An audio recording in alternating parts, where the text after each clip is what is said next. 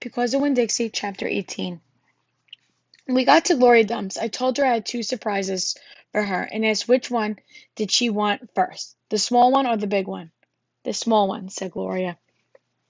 I handed her a litmus lavender, and she moved it around in her hands, feeling it. Candy? She said. Yes, ma'am, I told her. It's called a litmus lavender. Oh, Lord. Yes, I remember these candies. My dad used to eat them. She unwrapped the litmus lavender and put it in her mouth and nodded her head. Do you like it? I asked her. Mm-hmm.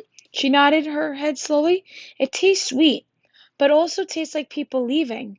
You mean sad? I asked. Does it taste like sorrow to you? That's right, she said. Tastes sorrowful, but sweet. Now, what's surprise number two? A book, I said. A book? Uh-huh, I said.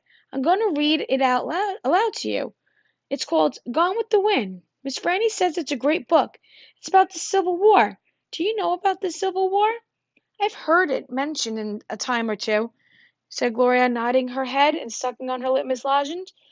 It's going to take us a long time to read this book, I told her.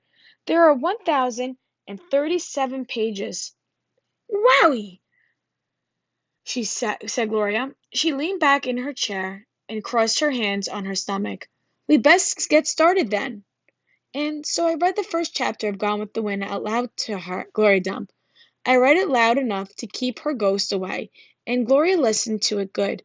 And when I was done, she said it was the best surprise she had ever had, and she couldn't wait to hear chapter 2. That night I gave the preacher his litmus lozenge right before he kissed me goodnight. What's this? He said.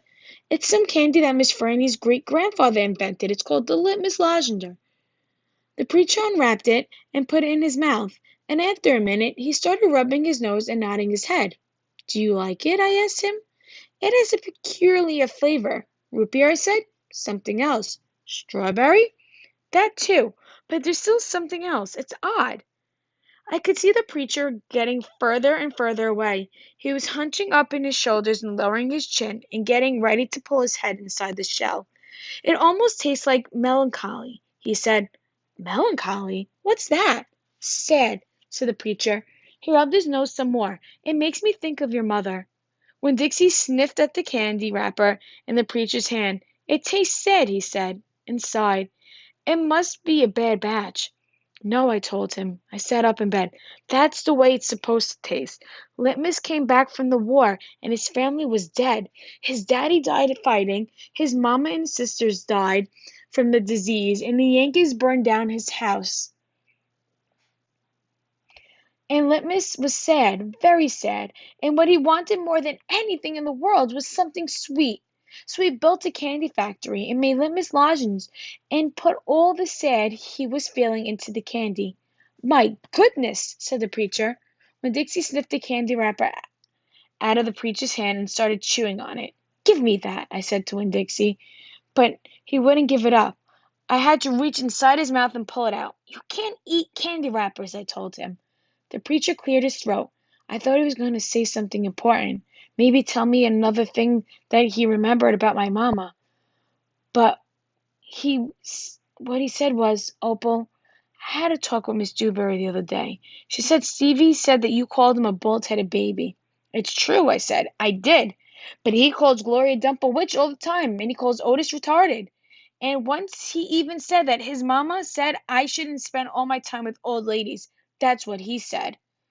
I think you should apologize, said the preacher. Me? I said, yes, he said. You. You tell Stevie you're sorry. If you said anything that hurt his feelings, I'm sure he just wants to be your friend. I don't think so, I told him. I don't think he wants to be my friend. Some people have a strange way of going about making friends, he said. You apologize. Yes, sir, I said. Then I remembered Carson. Daddy, I said, do you know anything about Amanda Wilkinson? What kind of thing? Do you know something about her and somebody named Carson? Carson was her brother. He drowned last year. He's dead? Yes, said the preacher. His family's still suffering a great deal. How old was he? 5, said the preacher. He was only 5 years old. Daddy, I said, how could you not tell me about something like that? Other people's tragedies should not be the subject of idle conversation. There was no reason for me to tell you.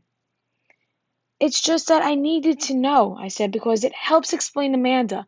No wonder she's so pinch-faced. What's that? Said the preacher. Nothing, I said. Good night, India Opal, the preacher said. He leaned over and kissed me. I smelled the root beer and the strawberry and the sadness all mixed together on his breath. He patted Winn-Dixie on the head and got up and turned off the light and closed the door. I didn't go to sleep right away. I lay there and thought of how life was like a litmus lozenge, how the sweet and the sad were all mixed together, and how hard it was to separate them out. It was confusing. Daddy, I shouted. After a minute, he opened the door and raised his eyebrow at me. What was the word you said? The word that meant sad? Melancholy, he said. Melancholy, I repeated. I liked the way it sounded, like there was music hidden somewhere inside it. Good night now, the preacher said. Good night, I told him back. I got up out of bed and unwrapped the litmus lozenge and sucked on it hard and thought about my mama leaving me. That was melancholy feeling. And then I thought about Amanda and Carson, and that made me feel melancholy too. Poor Amanda. Poor Carson. He was the same age as Sweetie Pie. He would never get to have his 6th birthday party.